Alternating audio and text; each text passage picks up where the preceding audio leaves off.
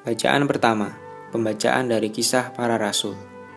Sekali peristiwa, beberapa orang datang dari Yudea ke Antiokhia dan mengajarkan kepada saudara-saudara di situ. Jikalau kamu tidak disunat menurut adat istiadat yang diwariskan oleh Musa, kamu tidak dapat diselamatkan. Tetapi Paulus dan Barnabas dengan keras melawan dan membantah pendapat mereka itu. Akhirnya ditetapkan supaya Paulus dan Barnabas serta beberapa orang lain dari jemaat itu pergi kepada rasul-rasul dan penatua-penatua di Yerusalem untuk membicarakan soal itu. Mereka diantarkan oleh jemaat sampai keluar kota, lalu mereka berjalan melalui Fenisia dan Samaria. Dan di tempat-tempat itu, mereka menceritakan pertobatan orang-orang yang tidak mengenal Allah. Hal itu sangat menggembirakan hati saudara-saudara di situ. Setibanya di Yerusalem, mereka disambut oleh jemaat dan oleh rasul-rasul dan penatua-penatua. Lalu mereka menceritakan segala sesuatu yang Allah lakukan dengan perantaraan mereka. Tetapi beberapa orang dari golongan Farisi yang telah menjadi percaya datang dan berkata, "Orang-orang bukan Yahudi harus disunat dan diwajibkan untuk menuruti hukum Musa." Maka bersidanglah rasul-rasul dan penatua-penatua untuk membicarakan soal itu. Demikianlah sabda Tuhan. Bacaan diambil dari Injil Yohanes bab 15 ayat 1-8. Dalam amanat perpisahannya, Yesus berkata kepada murid-muridnya, "Akulah pokok anggur yang benar, dan Bapakulah pengusahanya. Setiap ranting padaku yang tidak berbuah dipotongnya, dan setiap ranting yang berbuah dibersihkannya, supaya berbuah lebih banyak. Kamu memang sudah bersih, karena firman yang telah kukatakan kepadamu. Tinggallah di dalam aku dan aku di dalam kamu.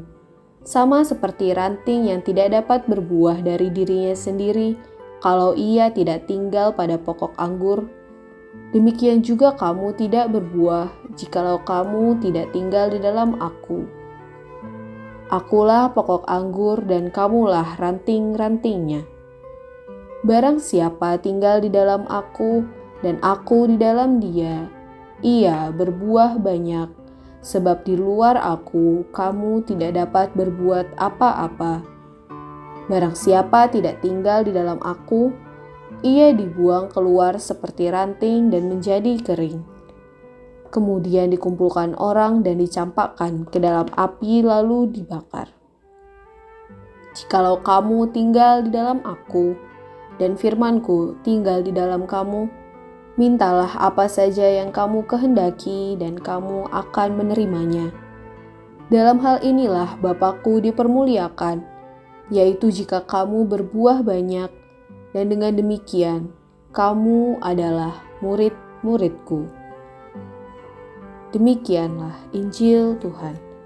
Terpujilah Kristus. Renungan hari ini. Suatu ketika seorang pastor ditugaskan di sebuah pulau di Indonesia bagian barat. Tempat itu masih sangat terpencil, fasilitasnya tidak memadai, medan pelayanannya juga berat, dan harus menguras tenaga fisik yang ekstra. Namun hal-hal tersebut menyadarkan sang pastor bahwa Tuhan mengasihinya. Ia sadar bahwa dengan membawa semua karya dalam doa, ia menemukan kekuatan dan semangat dalam mewartakan kabar sukacita Injil di tempat yang sulit itu. Tinggallah di dalam aku dan aku di dalam kamu. Sama seperti ranting yang tidak dapat berbuah dari dirinya sendiri kalau ia tidak tinggal pada pokok anggur, demikian juga kamu tidak berbuah jikalau kamu tidak tinggal di dalam aku. Ayat ini mengajak kita semua untuk tidak melepaskan dan tidak menjauhkan diri dari pokok anggur, yakni Kristus sendiri. Dengan demikian, kita dimampukan untuk berkarya di dalam tugas perutusan kita masing-masing, baik sebagai bapak, ibu, di keluarga, maupun sebagai imam dan religius. Jika kita mau melibatkan Tuhan, percayalah bahwa kita hidup dalam sukacitanya. Tuhan Yesus Kristus, janganlah biarkan kami terpisah darimu. tetapi jadikanlah kami saksi sukacitamu di tengah dunia. Amin.